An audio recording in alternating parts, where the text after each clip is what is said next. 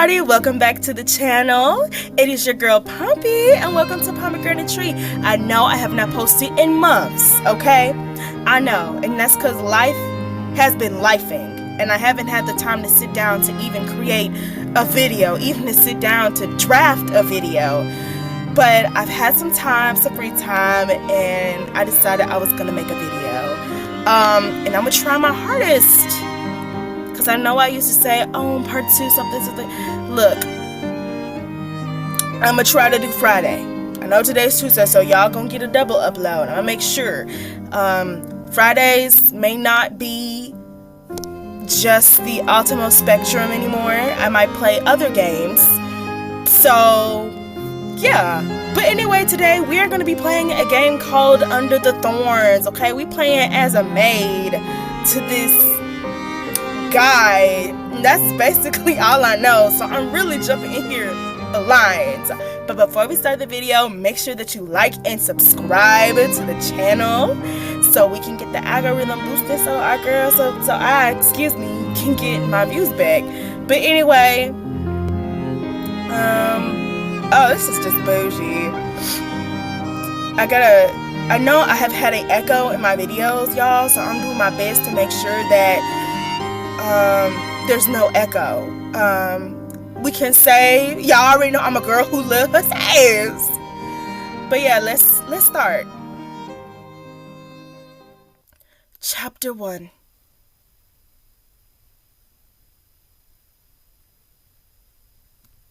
Oh, I gotta press it. I'm sorry, y'all. The loud noise woke me from my sleep.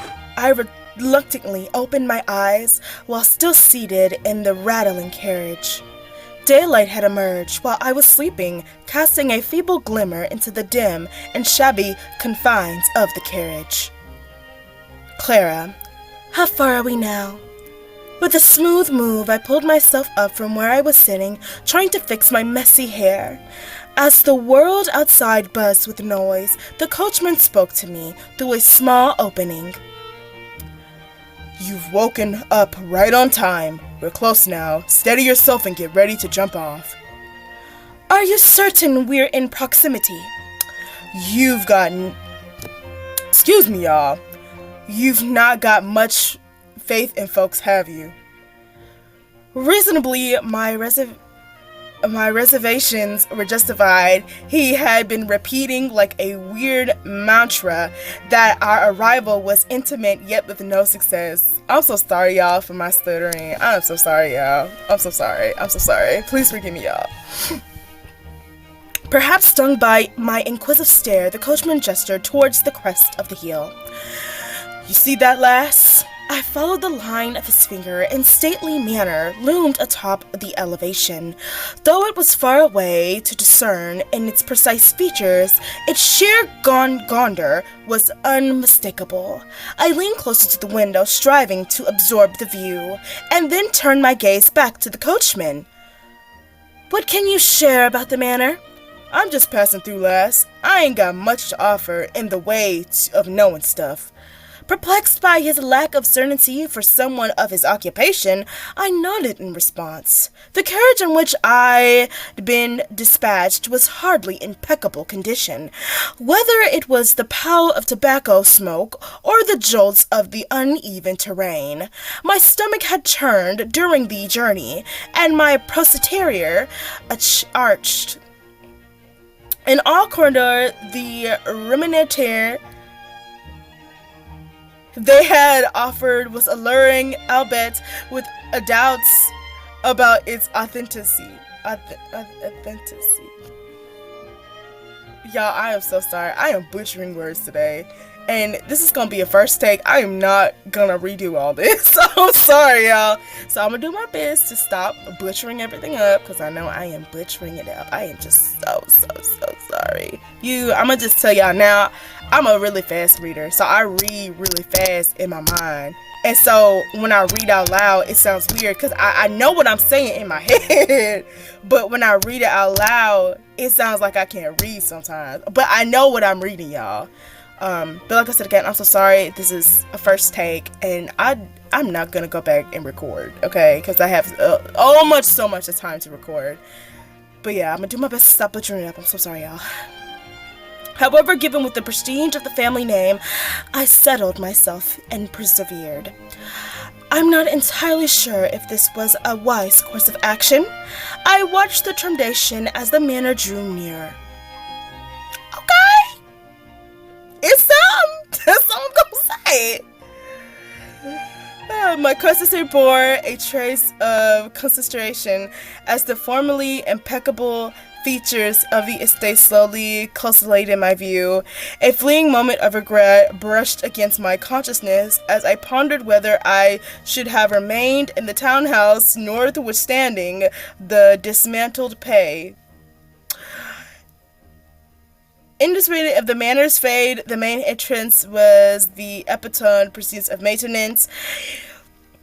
It stood as a constant symbol of the family's unsurpassable reverence for it, regardless of the anticipations of the guest.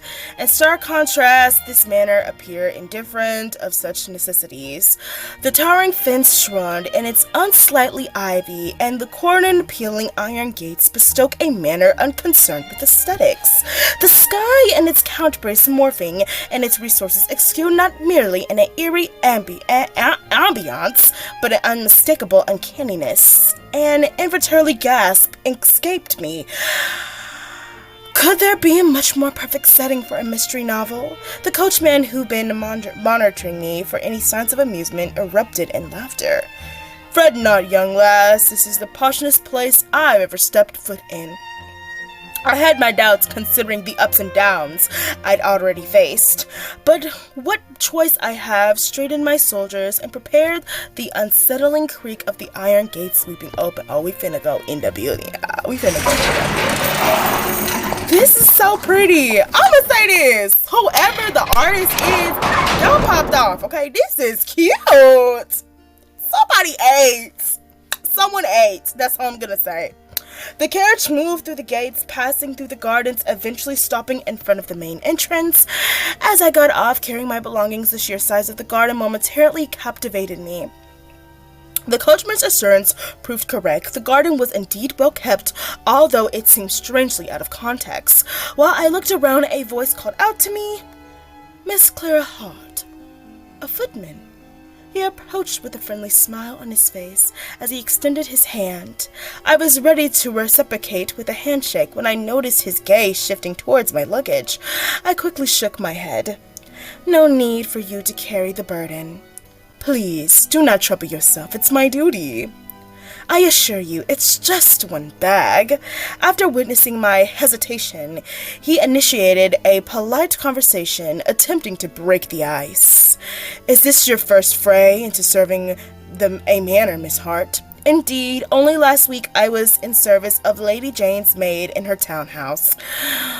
Fortunately, I had been a lady's maid for some time," and he strictly broached the topic with tact.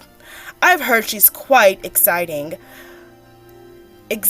sorry y'all. Is that so?" "Well, she maintains her own standards, but she is a fair employer.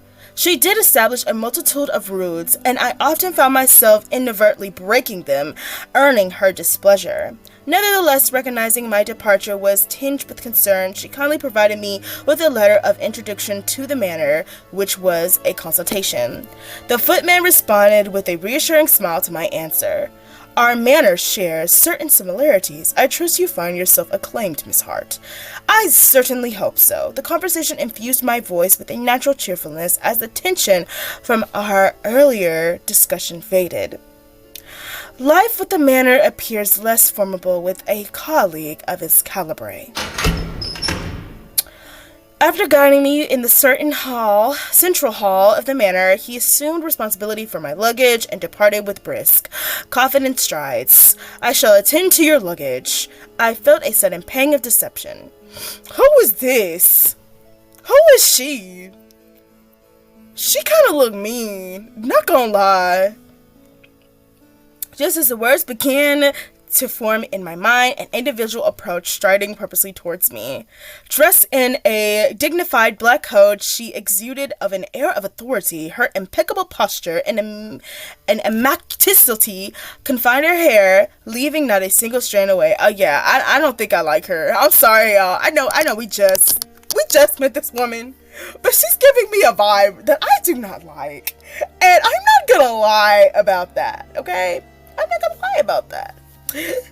So, this is the person I am to meet. I cast an aspiring glance her way, though I speculated she might be the mistress! The mistress! Okay! We already going off the bat! The mistress of the manor. Her attire indicated otherwise. When our eyes met, she graced me with a composed smile and extended a greeting. I have eagerly awaited your arrival. Have you found the journey to be taxing, miss? Oh, not at all. Thanks for your prearranged carriage. I'm delighted to hear that. I am Olivia Quiver, the housekeeper, and I would be most appreciated if you dress me as Miss Quiller. Oh, you the housekeeper?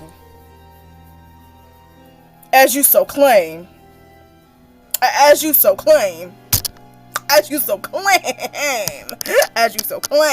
Okay.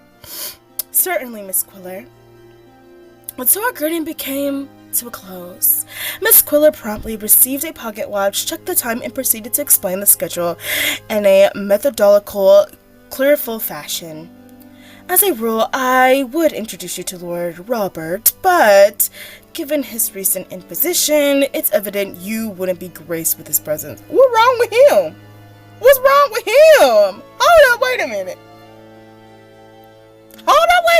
What's wrong with him? In lieu of that, I've determined that I shall promptly accompany you to the tour of this manor. Is that agreeable to you? No, I want him to show me around. I don't want you. I want him to show me around. What's wrong with him? Okay, what's wrong with him? What is wrong with him? I need to know what's wrong with him. The inflection leaned more towards an announcement than a question. Oh, so she's like, baby girl, you have no choice. Yet, it was information I should have private in advance, so I had no objections. Okay, I don't like her. Given the circumstances, I think it's a alone alternative. In response, Miss Quiller graced me with a smile of a different sort, a rather enigmatic one. Perfect. Oh, I still don't like you. I'm sorry. I know, y'all. I'm coming off strong with the hate this time. I am, but she looks like the type of woman who would backstab you. Make sure that you are hurt or something. Like, she's getting that, and then we up here thinking she a mistress. Uncomfortable words slipped in her lips. Miss Quiver took no notice in my attempt to inquire as she began leading the way. I followed her, feeling if I were being abruptly steered. My eyes retracted the entrance I had entered, only to see the doctor slowly closing behind us. The door, excuse me, y'all. In the corridor of the right manor house, we strolled through an area that invoked a classy air.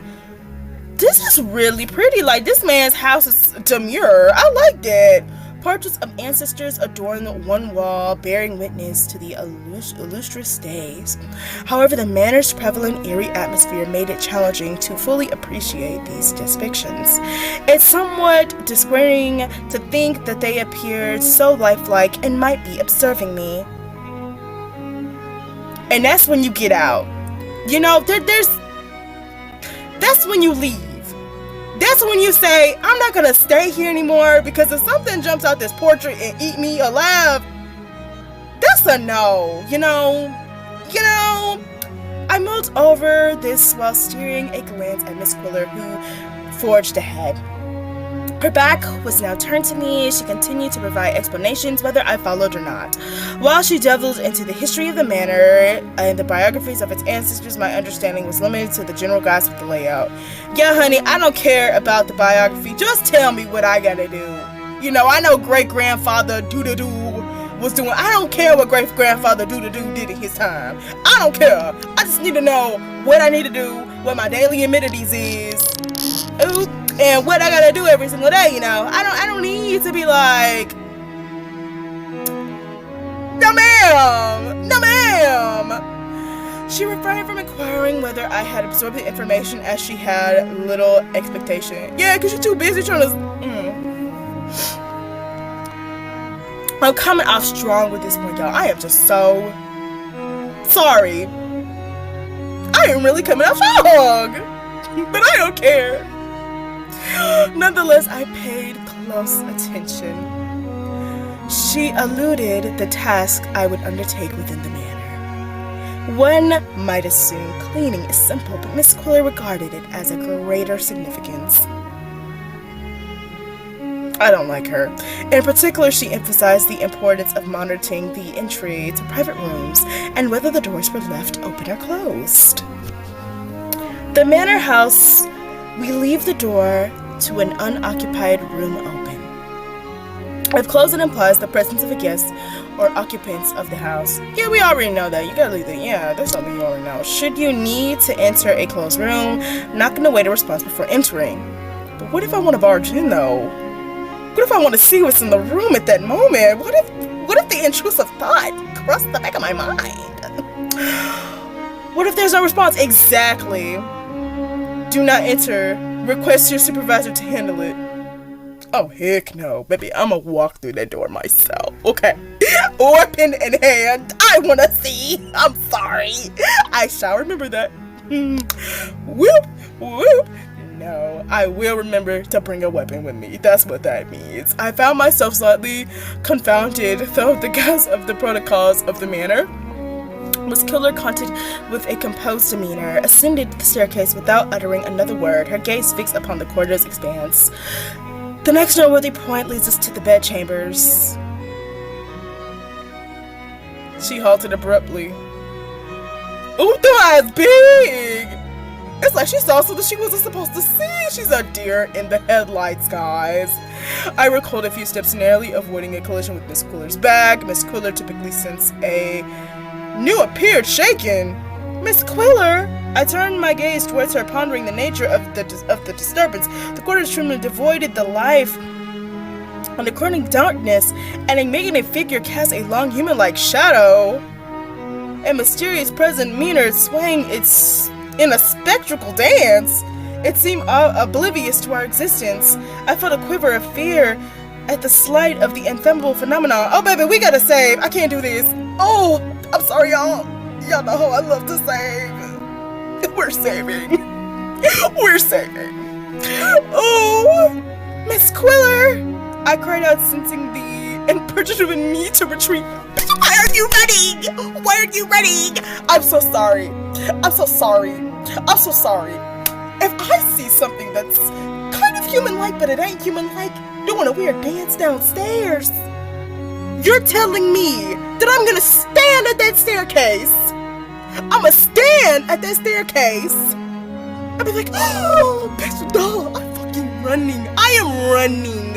I am running. You will never see me ever again. Y'all be like, but she was, I'm gone. I'm gone. I'm running. I'm not staying. I'm sorry. She can die, but I won't die. Simultaneously, Miss Quiller seized my wrist and guided me swiftly downstairs. It takes her to make you leave? What in the world? Baby, I would've ran. I would've ran. I would've ran. You know that cartoon does? That would've been me, Daddy. That would've been me. You would've never seen me again. You would never see me again. They'll be like, Pompey is gone. Yes, Pompey is. You will never see me ever again. What do you mean? The evasion led to the courtyard. I curled up shivering from the biting chill of the wind. Whereas Miss Quiller stood rigid, seemingly unaffected by the cold. Y'all, that woman ain't a human. She probably one of them. You know what? That's probably what she probably one of them little monsters. And she was surprised. She had to act surprised. She had to act surprised to make us feel a certain way. But she wasn't unfazed. She was like, oh, let's get this human out of here before she realizes. That's probably what it is. Her eyes remain fixed on me in the silence. She's watching. She's like, if something isn't right with this human, oh baby, no ma'am. A wordless pressure lingered, making my mouth go dry. After a while, Miss Quiller broke the silence. Lady Jane's reference letter attests in a neglectful nature of tranquil disposition. To be candid, my previous employment, I was somewhat of a troublemaker. How are we going to act like what I just saw did not just happen? You know? How are we gonna act like what just happened didn't happen? How are we gonna skip hop and a bop of what just happened? Cause I'm confused now. I'm telling y'all, if that woman is a monster, if she's a monster, I called it from the beginning.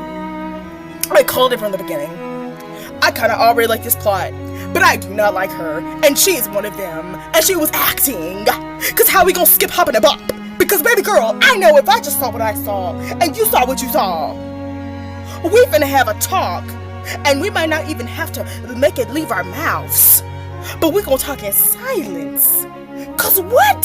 How we gonna not personally give a garbage, but cursing often to the better of me? You know what? That's good. I'm a troublemaker, so I can fend for myself at this point. I caused Lady Jane's headaches with various incidents. What did I do? But never by divulging secrets. I nodded awkwardly as Miss Quiller's mouth corners twitched. She draped a gentle arm around my shoulders, holding my gaze. Miss Hart, if you encounter such a slight flea, it is a perpetuative rule. You must adhere to it. You mean you must? Without expectation. She whispered impatiently, redirecting her focus to the manor house. Believe it or not, the manor is bedies by the same particular phenomenon as before. I roll my eyes, struggling for words. What was the appropriate response in the perplexing situation? Luck was on my side if I refrain from saying, well, it's possible considering one of the shadows is at my feet. Regardless, Miss Quiller seemed equally perplexed, convicted, and calling it a bringer of misfortune. I pondered attempting a formulated response. I inquired because you mentioned it's a rule. Is it a taken to the guidance against closing doors? It bears similarity. Miss Quiller mentioned that she would deliver an employee handbook to my room. In a soothing tone, she reassured me of her understanding of my confusion. You don't need to worry. It's a collection of rules that shall resolve themselves. Rules. If it proves challenging, inform me. I tend to maintain a well-staffed house, allowing for your return home. Y'all know what she do. And this is my theory. If you can't do what is needed of you, she gonna feed you to that thing down there. That's what that is. No, entrust me with the responsibility. I shall endeavor. Now burdened with the responsibility of proving sustenance of my family, I had no intention of retreating. Of my former employment. Appeased by my response, Miss Quiller bestowed upon me with another satisfaction smile. Surprisingly, the manor was close to the manor house, but returning your head, it offered a view of the manor's right wall. A bold decision of a resident steeped in history and grandeur. The ancestor of the lord of this manor, devoted to his departed wife, orchestrated the chance to gaze upon her grave at will. In a society where arranged marriages prevailed, the fervent love struck me as eccentric. Oh, he loved her. He was like, you're my babe. Although I was assigned to tend the masquerade, I wasn't given any explicit instructions. Alice was made responsible to oversee my training and teach me the details of the daily task. Whatever Miss Quiller chanted me about, the owner of the masquerade seemed to go in one ear and out of the other. Just as I was growing accustomed to the surroundings, I sensed an unforeseen wave of attention fixing upon me. Puzzled, I raised my head and witnessed a colossal figure materializing beyond the glass. And you're still there!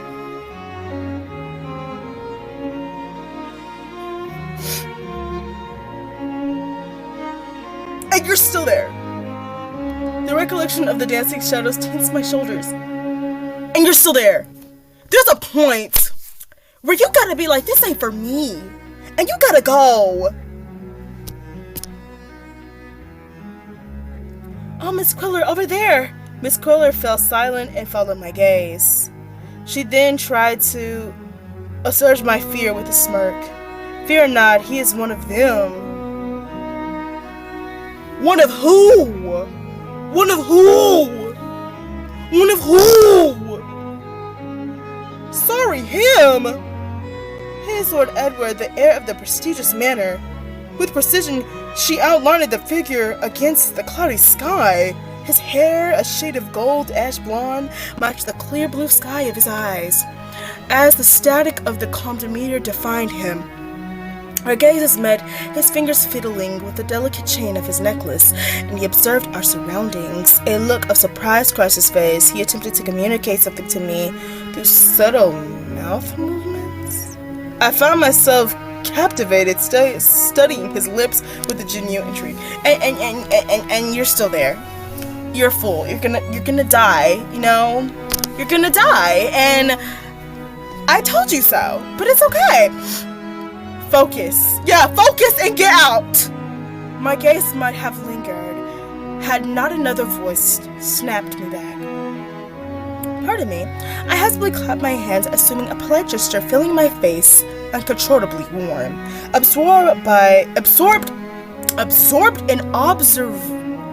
Dear Lord, this is a tongue twister. Absorbed in observing the Lord, I momentarily overlooked Miss Quiller's presence.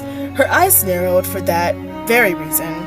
Could you tell me more about Lord Edward? The question intended as an invitation only earned a raised eyebrow from her. Oh. She like, I don't want to talk about this. A momentary gaze at the window preceded a dismissive response. He is an unruly man, a difficult one to deal with. I recommend you avoid talking to him as much as possible. She don't like him. I need to go talk to him. That's what that is. Oh, understood. Those responses left me feeling out of place in contrast of her earlier praise of the manor. Even if he was indeed unruly, it was particularly kind of a characterization of him. Miss Quiller added a cautionary note, appearing unsatisfied with my response. Should he visit the mushroom, give him space. He's very sensitive. Our conversation ended there. Miss Quiller spoke only with explanations were necessary, and I, stunned by her continuous deflections, remained silent. A sloppy induction into the manor reached its end.